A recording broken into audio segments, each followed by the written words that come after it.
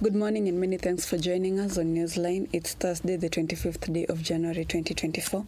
I'm your host, Agnes Kariuki, with this just in breaking news. But before we dive into the details, let's begin with the headlines.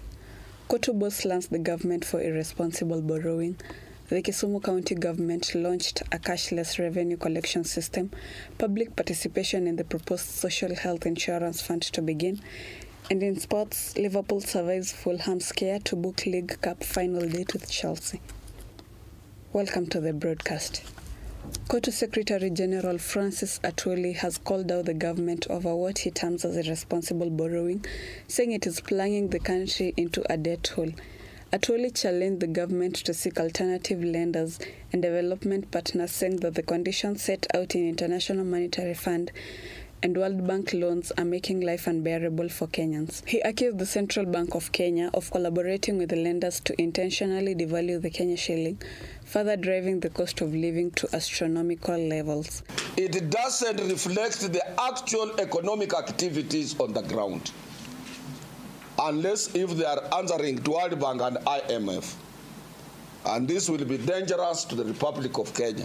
When a shilling goes down the way it is going, rates go up, everything is going to go up, and the general public will stand up against the government, and it will cause havoc, chaos in the country, and confusion in the country, and we will not have a government. The Kisumu County government launched a cashless system in conjunction with telco giant Safaricom to address challenges in optimizing revenue collection, administration, and reporting. The integrated county revenue management system will support various revenue services including parking fees, markets, advertising, property rates, and approvals, thereby reducing queues at the county offices.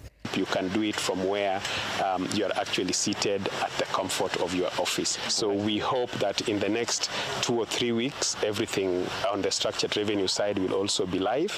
And now moving forward, physical public participation in the proposed social health insurance fund is set to begin by the end of this week. While the Ministry of Health kicked off the online public participation on Monday, members of the public will, starting Friday, get a chance to interact with the proposed social health insurance regulations that are aimed at operationalizing the Social Health Insurance Act 2023. The Act brings to life 3 funds that will cater for the health care needs of the public registered as members of the Social Health Insurance Fund. The Primary Health Care Fund will offer services at dispensaries and health centers across the country, with members being able to access both outpatient and inpatient services in the area of preventive, curative, rehabilitative, palliative, and referral services.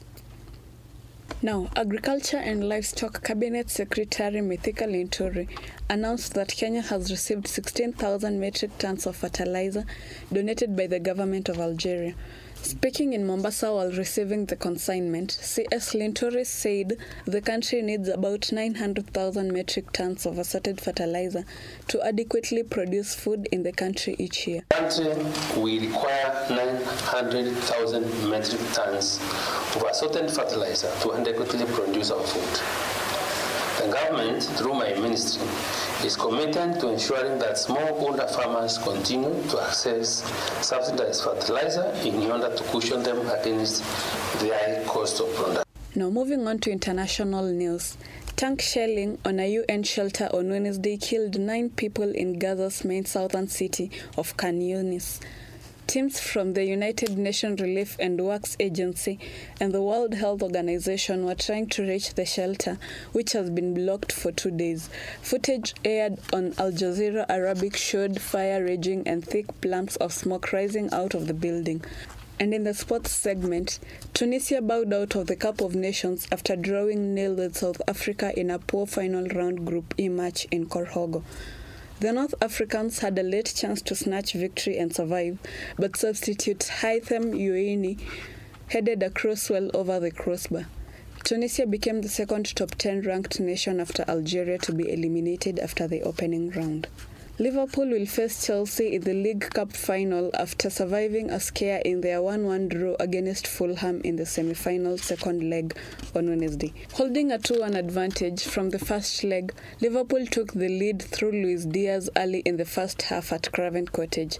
That should have been the signal for a comfortable evening for Jurgen Klopp's side. Many thanks for joining us. I've been your host, Aggie Kariuki, courtesy of our producer, Stephen Wanjohi, and our camera person, Eric Lemayan. See you next time. Have a good time.